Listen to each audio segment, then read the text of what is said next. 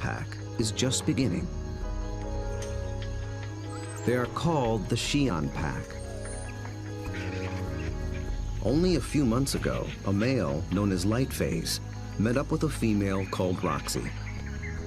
Each brought along a few allies. Now these two are the alphas, the leaders of a new coalition, 10 dogs strong. They've already developed a strong sense of community, but it's their ability to hunt as a team that will determine if the pack survives.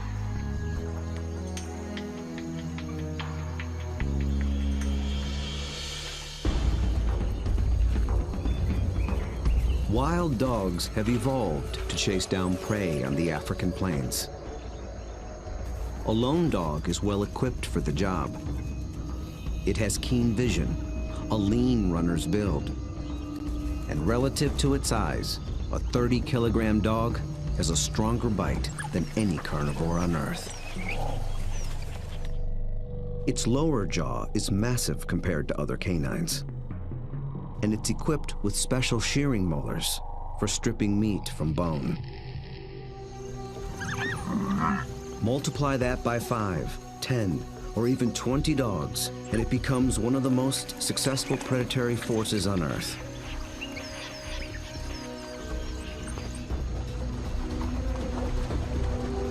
Hunting as a team means they can take on larger prey and make a kill more often. Few, if any, other predators can match their success.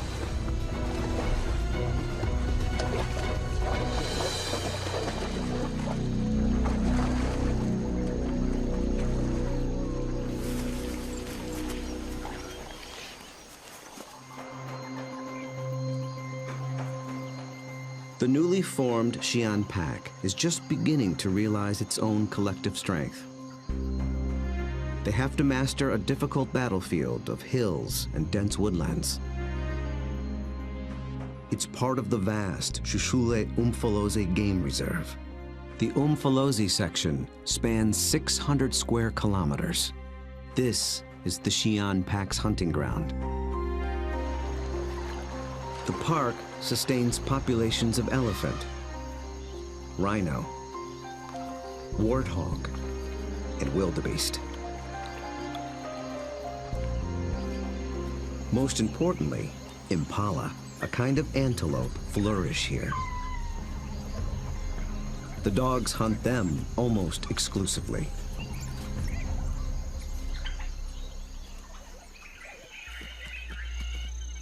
But abundant prey attracts other killers. Hyenas, and especially lions. These larger predators can push the dogs off a kill. But they do more than just compete for food. They prey on dogs outright. Over a third of all pups, and as many as 1 in 6 adults, die in the jaws of a lion.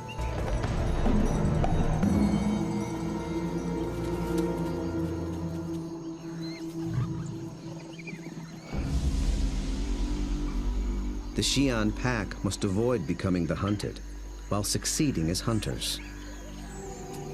To catch elusive prey and to beat the competition, they have to get creative. We'll see them employ 3 different attacks: the skirmish, the trap, and the charge. Each tactic is tailored to suit the prey and the terrain it's in. Now the stakes are even higher. Lightface and Roxy have 9 more mouths to feed. At just 1 month old, the pups already need fresh meat. They're welcome additions to a fragile population. Just 5,000 of their kind survive in all of Africa.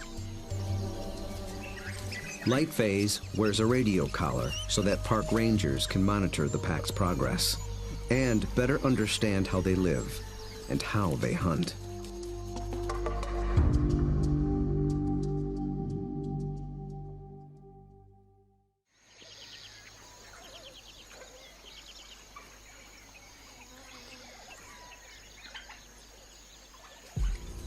At first light, the dogs are ready to hunt. But the new pups make things more difficult. Wild dogs are normally nomadic, but with pups to care for, they have to return to the den every night. And the little ones can't be left alone. Roxy, their mother, is needed on the hunt. So one of the younger females stays behind as puppy sitter. That leaves the pack one hunter short. They move out along the park's dirt road for easier travel, scanning the bush for potential prey. A short distance further, they find what they're after: impala.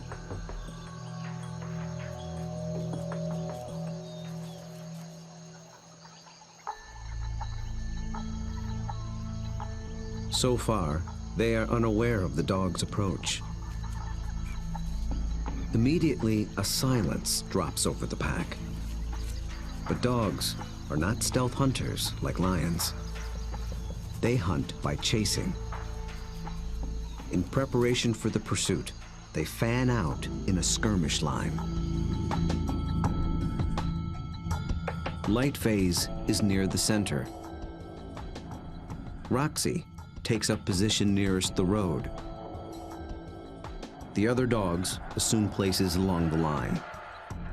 The ultimate goal is to force one of the impala to run down the line, outflank it, and close in for the kill.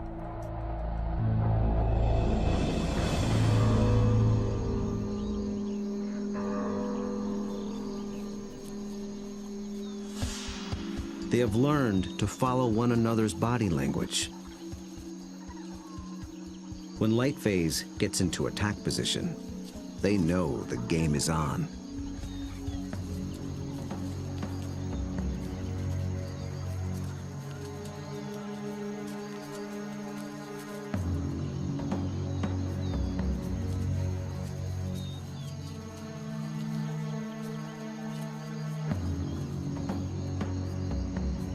From the center of the battle line, light phase launches the strike.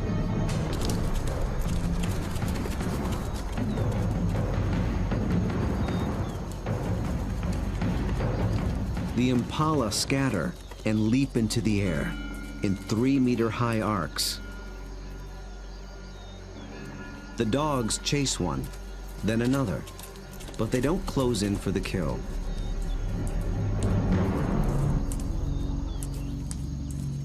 After a short chase, light phase stops, signaling a halt. The impala's defense is held, for now. But the dogs aren't finished yet. As the herd regroups, the pack reforms its skirmish line.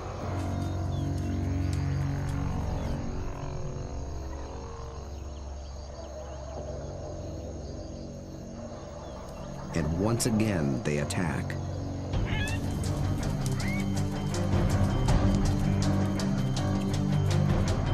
This time, light phase makes a beeline for a young impala.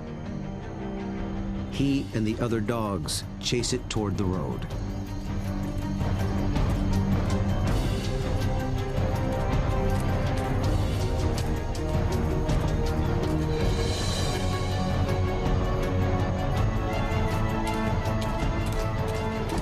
Commotion even rouses a group of resting lions. Now the impala herd has to contend with two predators.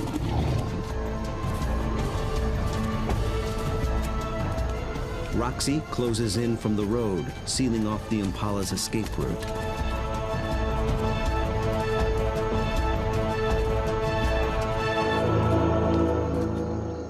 Then suddenly, she stops. The dogs again abandon the chase, but this time they don't reform their lines. They return to the road and head for home. This hunt has been called off for good. In the continuing battle of hunter and hunted, the defenders have won this round. What went wrong for the dogs?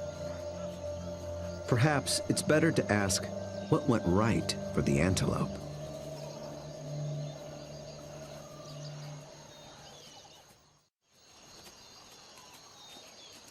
On the park road, the dogs begin the trek back to their den.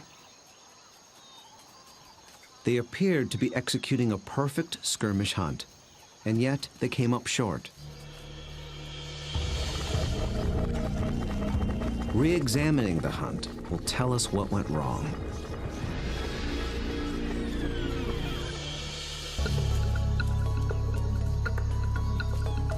The answer may lie with the impala's defensive strategy.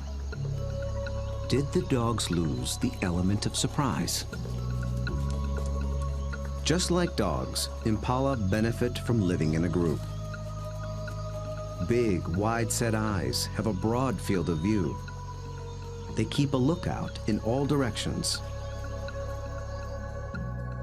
The result is a defensive perimeter around the impala herd called a flight zone. If any predator approaches this invisible boundary, the impala raise the alarm.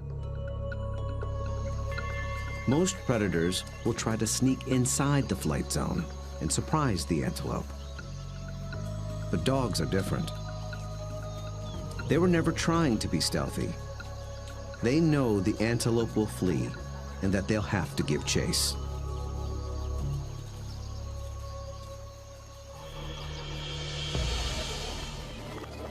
So surprise was never a factor. Then maybe the dogs were just worn out by a faster opponent. When the dogs charge, the impala scatter to confuse the predators. And a healthy adult impala can usually outrun a dog. They have evolved without collarbones. This adaptation increases the rotation of their shoulders. It gives their front legs an even longer reach and allows them to cover more ground in a stride. A single bound can carry them 9 meters.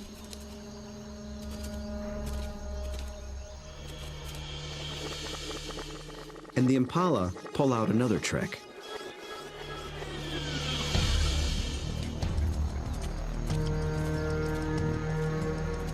Those high arcing jumps. It doesn't help them get away any faster, but it may send a message to the dogs. It advertises their vigor, saying, "I'm too fast for you."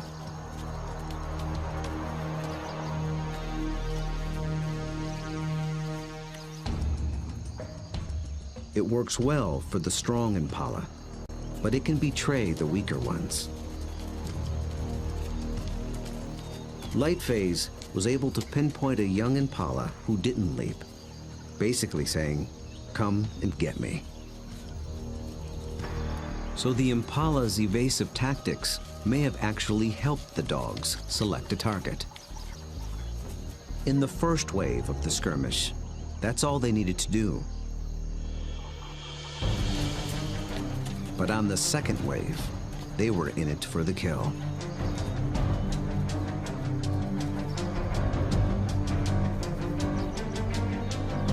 The skirmish line folds in half behind the impala. Now there are dogs flanking it on both sides. Success is moments away. So why couldn't the dogs finish the job? This is the culprit. The chase has taken them straight into lion territory.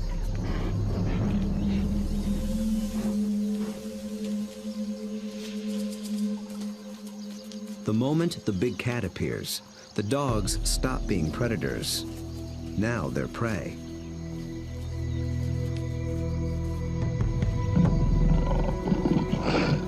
And this one's not alone. Luckily, the lion appears to have no interest in hunting, impala or dog. But the dogs take no chances. For the impala, 2 wrongs have made a right. For the dogs, there is the hungry march back to the den.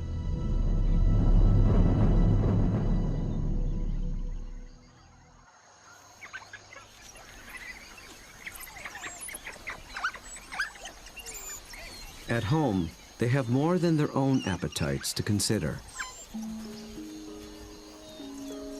The pups are waiting. Missing a daily meal brings the threat of dehydration and stunted growth. But the hunters have failed. Although they are the offspring of Roxy and Lightface, the entire pack is concerned for their well-being. Every dog will help feed the pups, and every dog will risk its life to protect them.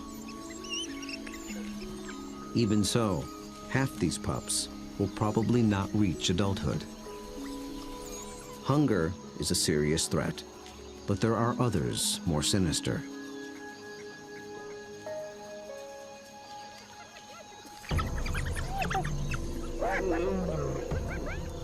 Not lions, but something nearly as deadly. Hyenas.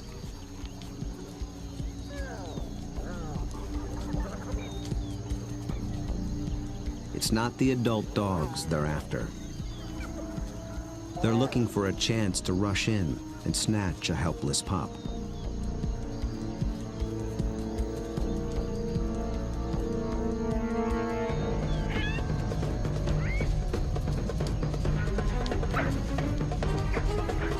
These cooperative hunters are just as unified in the defense of their family.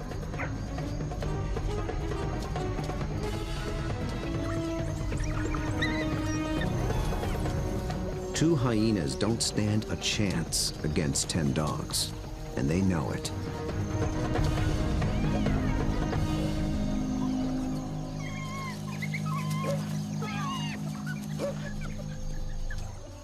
The pups are still hungry. The Xi'an pack must hunt again, and soon.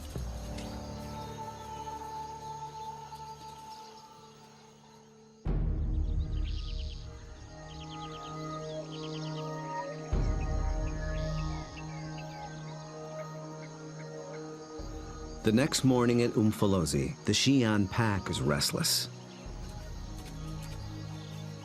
They're used to eating every day. After yesterday's failure, adults and pups alike are desperate for a meal. They seek out their usual prey once more, but the impala have moved on. They have to be on the lookout for more readily available prey and change their strategy when necessary.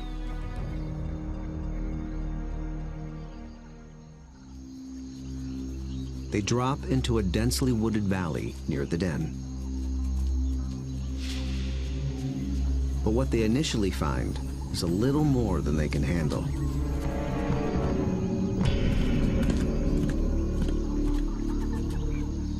Black rhino are notoriously bad-tempered,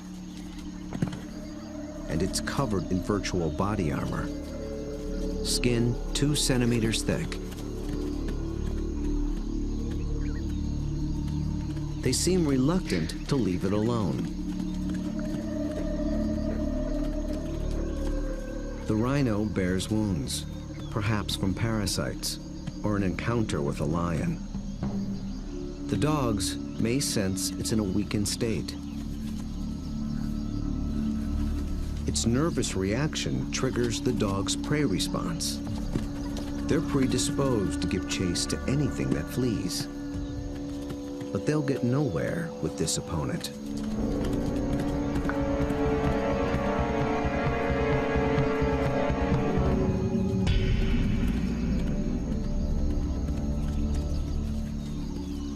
Finally, common sense prevails.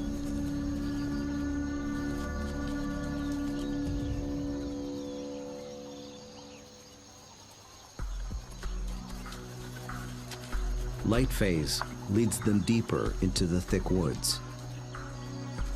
They're after different prey, in different terrain. This calls for a new strategy.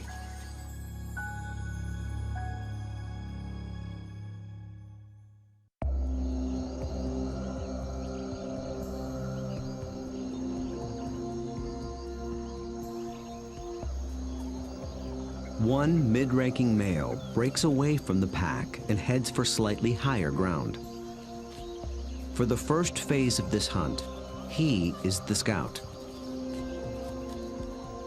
He searches for a creature that relies on camouflage. A slight breeze moving up the valley trips his sensitive nose.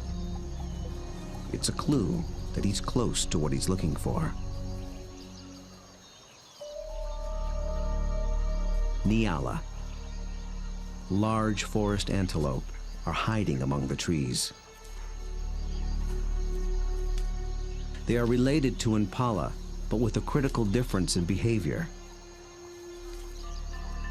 They're usually found in small groups, but males are often solitary, so they lack the impala's extensive surveillance system.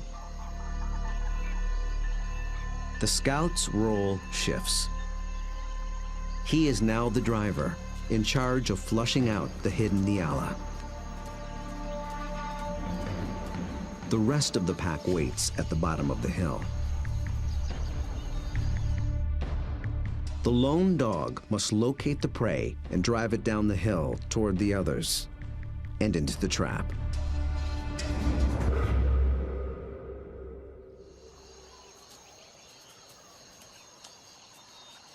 The dog scans the shadows and catches a flash of motion. It's just a vervet monkey chattering in the treetops. Nothing the dog can chase. Then, a target. A lone male Nyala. But instantly, it senses the danger and spooks.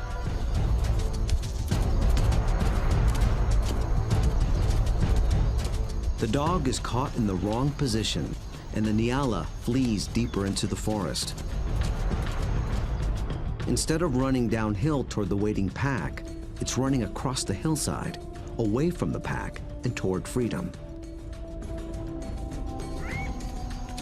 For a moment, it looks as if it might escape, but the dogs aren't so easily fooled. As if driven by intuition, they swing to the left as a single unit.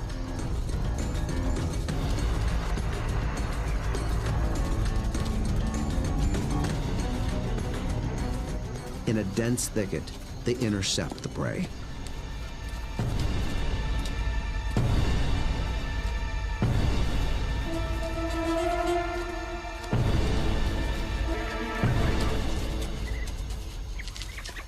Success.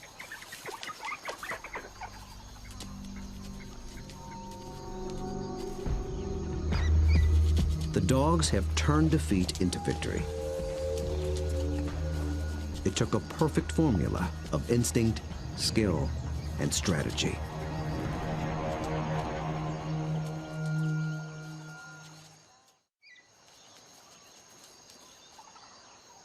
In near silence, the dogs lay into their meal, one that almost got away. How was the Nyala nearly able to escape? And how did the dogs manage to regain the upper hand?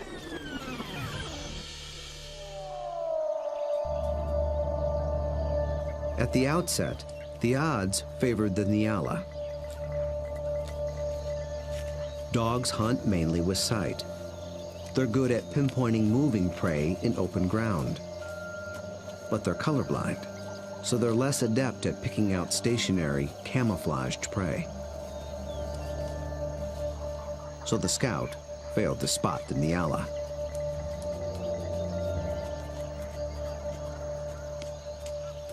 But somehow, the Nyala got wind of the dog. There was no herd to warn it. So how did it know?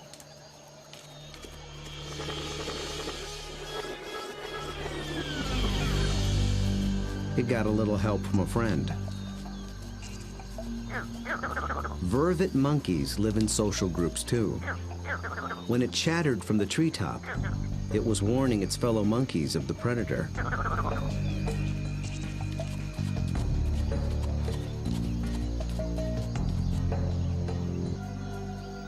The nyala reacted to the monkey's alarm and got a jump on the dog.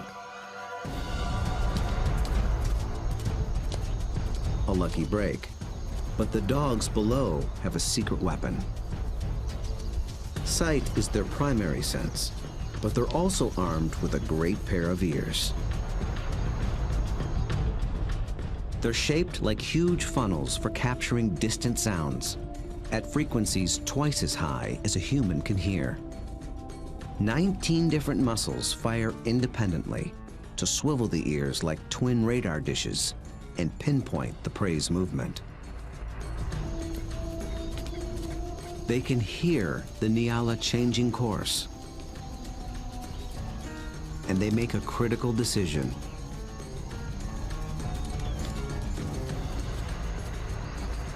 Two of the dogs shift to the left, homing in on the sound. The others tune into the body language of their packmates and follow. They maintain their battle line, but they swing it to the left as a unit, like a net to catch the charging prey. Experience hunting together enabled them to adjust as the game board changed.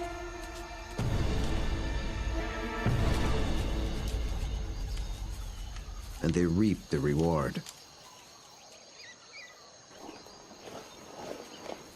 Dogs usually kill their prey much faster than lions do. And unlike lions and many other pack predators, they seldom bicker over who gets what. Dining is swift, orderly, and quiet.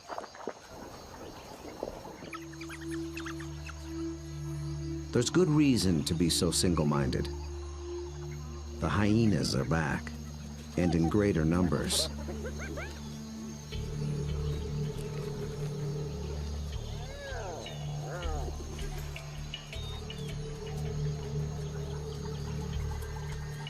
They've been following the dogs, hoping to steal the meal.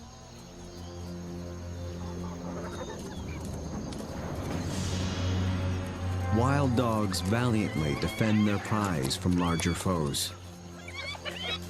But it takes 4 dogs to keep just one hyena at bay. And hyenas are clever and persistent.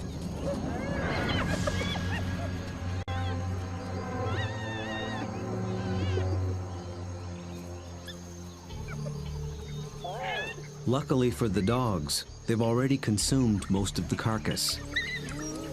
It's not worth risking an all-out fight. So they surrender the scraps and head back toward the den.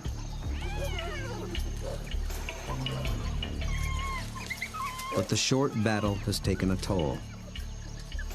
One of the dogs was injured in the brawl. For a lone predator, this could be a death sentence. But the pack will feed and care for her until she heals. Their bond is that strong.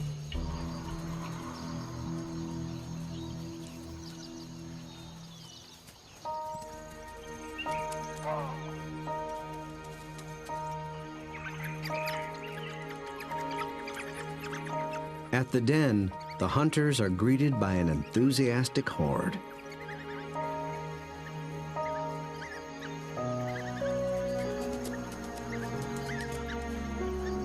The pups make distinct chirping sounds and lick the mouths of the adults. This triggers an instinctive reaction.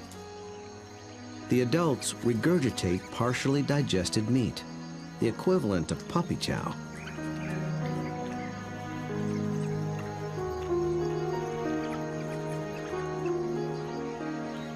With bellies full, the pack can spend the afternoon resting in the shade.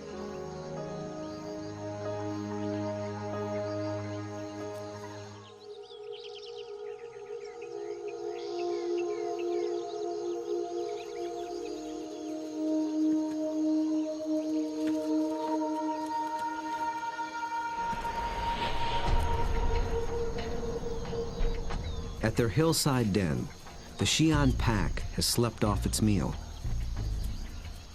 With the impala herd back in the neighborhood, they're eager for another try. But now the injured female also stays behind with the sitter. The pack is down to just 8 hunters, with even more mouths to feed at home. Success today is critical. The terrain presents a different battlefield than either of their previous hunts. It's more open, with less dense woodland. The impala have a clear view in all directions and plenty of room to run. This calls for a different attack strategy. It's the one that African wild dogs were born for.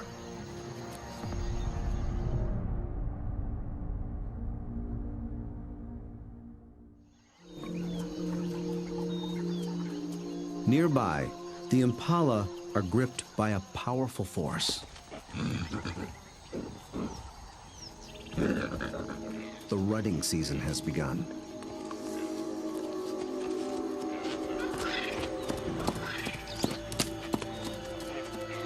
Males are laying claim to the females. Breeding rights are decided in a head-on challenge. Horns are sharp, but layers of extra thick skin protect their head and neck from stab wounds. The victor must work full time to keep his females away from other males.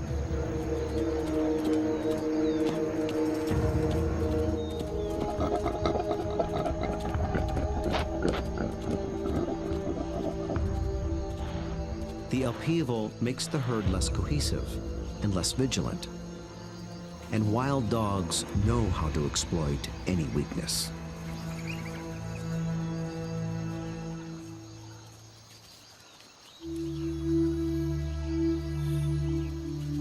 Lightphase leads the Xi'an pack single file toward a small splinter herd.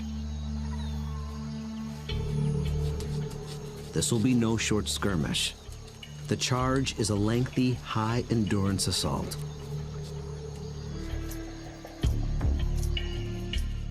The impala are on flat land near a stream bed. With the ground more open and the herd spread out, the dogs widen their battle line. The plan is to harass the herd and get them on the run. Then they must select one individual, isolate it, surround it, and bring it down.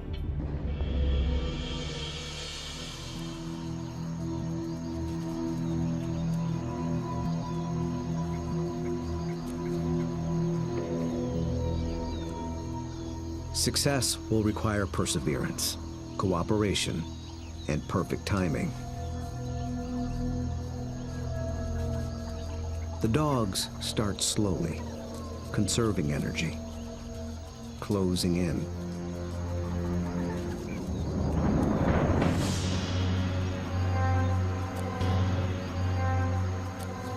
Until close becomes too close for comfort.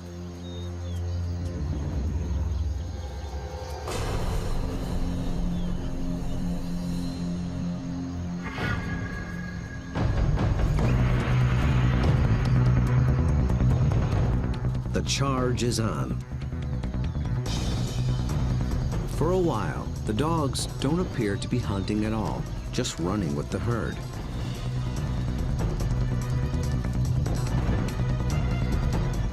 But they're testing and assessing each opponent's strength.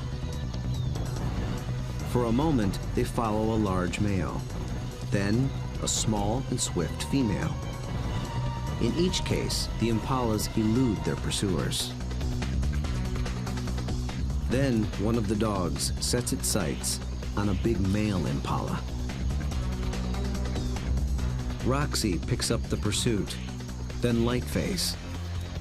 They ramp up to full attack speed of 40 kilometers per hour, all following this one target. He's strong, but he can't seem to pull ahead. He flees toward a line of trees along the stream bed, where he might have a chance of escape. But then, inexplicably, he swerves back, right into the path of the dogs.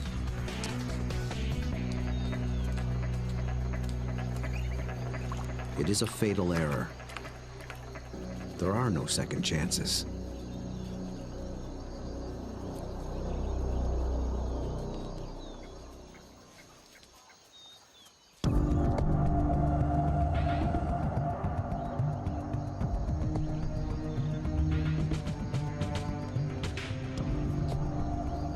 The Lycaon pack have executed a picture-perfect hunt.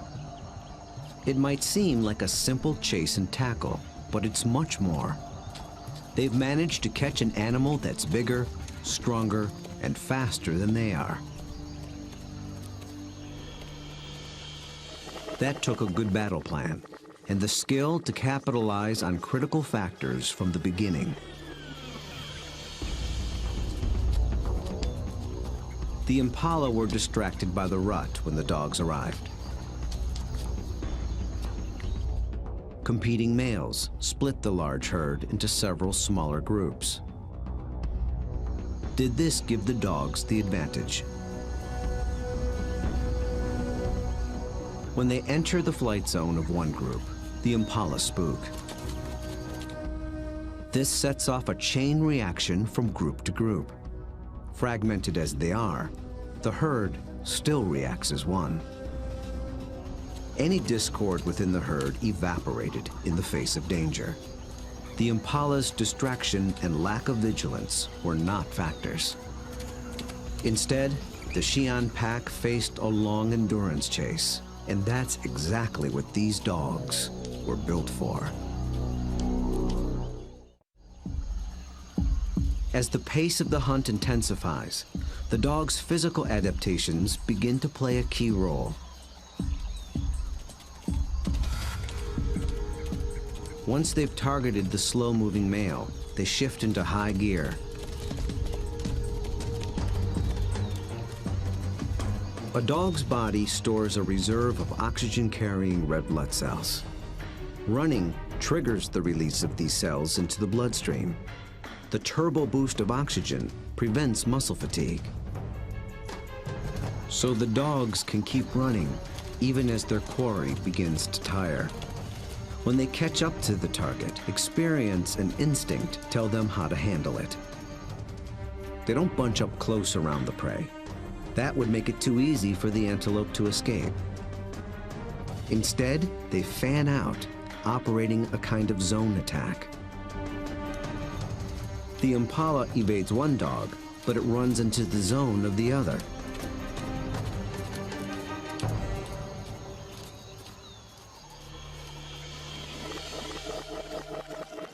With all dogs working in tandem, they launched the critical tactic, isolation. They herd the impala away from the others, out on its own. It explodes toward the grove of trees along the stream bed. But now it's alone, on unfamiliar ground. Instinct tells it to turn back and rejoin the safety of the herd. The dogs appear to understand this. They form a wedge between the male and its herd mates, pushing him further toward the stream until instinct takes over and he swerves directly into the dog's path.